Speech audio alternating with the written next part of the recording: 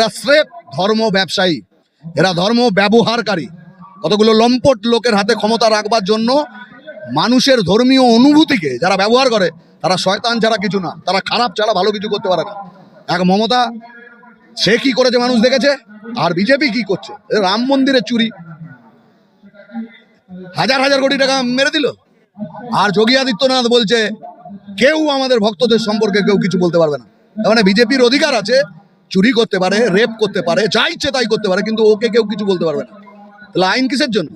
তাহলে যারা সরকারের বিরুদ্ধে প্রতিবাদ করবে, প্রতিরোধ করবে, তার জন্য আইন, তাকে ভয় দেখানো আর মানুষকে বিভাজন করা। কাজে একটা পাপ গেছে, আর একটা বড় রকমের বিপদের মধ্যে বাংলা সেটা পড়েছে। এর থেকে বেরিয়ে আসার জন্য আমরা এই কারণেই এই অ্যাপিল মানুষের কাছে করি। এটা 100% মেহনতি মানুষ, শ্রমজীবী, গরিব, প্রান্তিক মানুষ বিরোধী একটি সরকার। টাটা, বিড়লা, আদানি, আম্বানি এদের সেবা করবার জন্য এই সরকার। তার ফলে ভোটে জেতবার জন্য ওকে বিভাজন করতে হবে, আর সরকার সেবা করবে আদানি আম্বানি। এন্ড জিহাদ, লাভ জিহাদ, থুক জিহাদ, আরো তিনটে বললাম। যত দিন যেতে থাকবে এই নতুন নতুন শব্দ আমদানি করা হবে। তাহলে মূল কথাটা হচ্ছে, সমুদ্রের যেমন ঢেউ হয়, একটা ঢেউ এলো, ফেনা হলো, এটাতে শেষ না, আবার চোখ রাখলেই দেখা যাবে আরেকটা ঢেউ আসছে। ওটা শেষ হলো, আরেকটা ঢেউ ততক্ষণে তৈরি হয়ে গিয়েছে, আসছে। বিজেপি আরএসএস হচ্ছে এই চিজ, এরা সারাক্ষণ মানুষকে ব্যস্ত রাখবে, তার মস্তিষ্কে ঘৃণার উপাদানের পর উপাদান যোগ করতে থাকবে। এই কারণে ওরা ল্যান্ড জিহাদ বলে, লাভ জিহাদ বলে, থুক জিহাদ বলে। এগুলো উত্তরাখণ্ডে করেছে। উত্তরাখণ্ডে ইউসিসি করতে গিয়ে সেখানে যত আদিবাসী মানুষ আছে, এ ধরনের আরো দু একটা গোষ্ঠী, তাদেরকে ইউসিসির আওতার বাইরে রাখা হয়েছে। তাহলে দেখা গেল কি, যে উত্তরাখণ্ডে তুমি প্রথম ইউসিসি, গোটা দেশের একটা অভিন্ন আইন তুমি তৈরি করতে চাইছো। তাহলে এইটা হোঁচট খেয়ে গেলে তুমি তৈরি করতে গিয়েই তুমি সব মানুষের জন্য একটা আইন তৈরি করতে পারলে না। তাহলে নর্থ ইস্টে কি হবে? নর্থ ইস্টের ছোট ছোট যে রাজ্যগুলো আছে, সেখানকার যে বিভিন্ন জনগোষ্ঠী আছে, 370, 71, 72 এই যে ধারাগুলো, এগুলোর মধ্যে যে স্পেশাল কিছু প্রভিশন আমাদের কনস্টিটিউশন ভারতের বিভিন্ন জাতি গোষ্ঠীর জন্য দিয়েছে, এই অভিন্ন আইন তৈরি করবার ক্ষেত্রে সেগুলো বাধা হয়ে যাবে। তাহলে লক্ষ্যটা কি, সরকার চাইছে কি, হঠাৎ কি কারণের জন্য এটা করা? আমি ওই কারণে বললাম যে উত্তরাখণ্ড হচ্ছে বিজেপির নানান ল্যাবরেটরি নানান রাজ্যে চলছে। যেমন উত্তরপ্রদেশের ল্যাবরেটরিতে বুলডোজার চলছে, বুলডোজার রাজ কেমন হয়। আবার উত্তরাখণ্ডে চলছে ইউসিসি।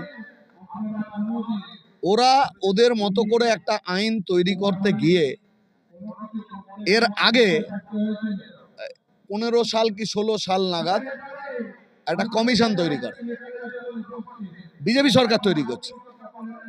সেই কমিশন বহু মানুষ, হাজার হাজার মানুষের সঙ্গে কথা বলেন, বিভিন্ন সংগঠন, বিভিন্ন গোষ্ঠী, তাদের সাথে আলাপ আলোচনা করেন, এবং তারপরে সরকারের কাছে একটা রিপোর্ট তারা দেন। সেই রিপোর্টে কমিশন বলেন যে ভারত, তাতে যা বৈচিত্র্য আছে, সেখানে এরকম একটি অভিন্ন আইন তাকে আনার কোনো বাস্তবতা নেই এবং কোনো প্রয়োজনীয়তাও নেই। বিজেপি সরকার কমিশন করলো অভিন্ন আইন তৈরি করবার জন্য। সেই কমিশন হাজার হাজার মানুষের সাথে আলোচনা করলো, আমাদের দেশের বর্তমান যে আইন আছে সেই আইনগুলোকে খুঁটিয়ে দেখলো, দেখবার পরে বলল যে এই দেশ বৈচিত্র্যময় দেশ, এবং এই দেশে অভিন্ন কোনো একটা আইন আনা বাস্তবতা নেই আর প্রয়োজনীয়তাও নেই। এরপরে বলল যে মেয়েদের যদি ভালো করতে হয়, তার ওপরে যে শোষণ, তার ওপরে যে অত্যাচার, বাইরে হোক এমনকি গার্হস্থ্য হিংসা ঘটনা হোক, এই সব বিষয়ে মেয়েদের অধিকার, এগুলো যদি প্রতিষ্ঠা করতে হয়, তাহলে আমাদের আইপিসি, বর্তমানে বিজেপি নাম বদলিয়ে যে আইন সংহিতা তৈরি করেছে, তাতে মেয়েদের নিরাপত্তা হোক, মেয়েদের অধিকার হোক, এগুলোকে রক্ষা করবার জন্য আইনে যে প্রভিশন আছে, বর্তমান যে আইন আছে, এই আইনগুলোকে সরকারকে পরামর্শ দেয় কমিশন যে এটা ভালো করে সরকার এটা দেখুক। সরকার এই রিপোর্টটাকে ঠান্ডা ঘরে পাঠিয়ে দেয়, কারণ ওর পক্ষে যায়নি। এরপরে ও আবার একটা কমিশন তৈরি করে। সেই কমিশনটা তৈরি করা মানে হচ্ছে, আগে একটা কমিশন করলাম, কমিশন বিজেপি যেটা করতে চাইছে তাতে জল ঢেলে দিল, বললো এটা করা যায় না। এবারে ও দ্বিতীয় আর একটা কমিশনে একই পারপাসে করলো, বললো এটাকে আবার খতিয়ে দেখো, অভিন্ন দেওয়ানি বিধি কিভাবে আনা যায়।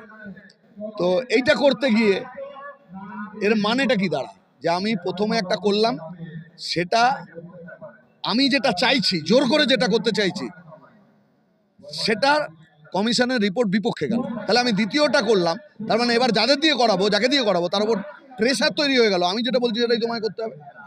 তাহলে কি দাঁড়ায়, আমরা সত্যিই একটা বৈচিত্র্যপূর্ণ দেশ। ভারতের মতো এত বৈচিত্র্যপূর্ণ দেশ পৃথিবীর কোথাও পাওয়া যাবে না। এখানে এই কারণে এটা সেকুলার ডেমোক্রেসি। সেকুলার মানে শুধু হিন্দু মুসলমান নয়, অনেকের ধারণা এটা ন্যারো, সংকীর্ণ নয়। ভারতে 1300 রকমের ভাষায় মানুষ কথা বলেন, 4500-এর ওপরে জাতি উপজাতি আছে, 8টা মূল ধর্ম, তার 6টা ধর্মের জন্ম এখানে।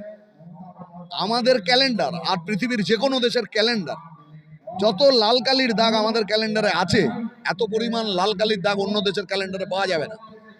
আর এই ক্যালেন্ডারে লাল কালির দাগের অধিকাংশ হচ্ছে বিভিন্ন ধর্মীয় পালা পাবন ইত্যাদি। তার মানে এই বৈচিত্র্যপূর্ণ দেশের খাদ্যাভ্যাস আলাদা। বিজেপি এখন ওগুলোও ধরেছে। এই যেমন অভিন্ন দেওয়ানি বিধি, সব মানুষের জন্য একটা আইন, মেয়েদের ভালো করবার জন্য এটাকে সামনে বলা হচ্ছে, আসলে কিন্তু তা না।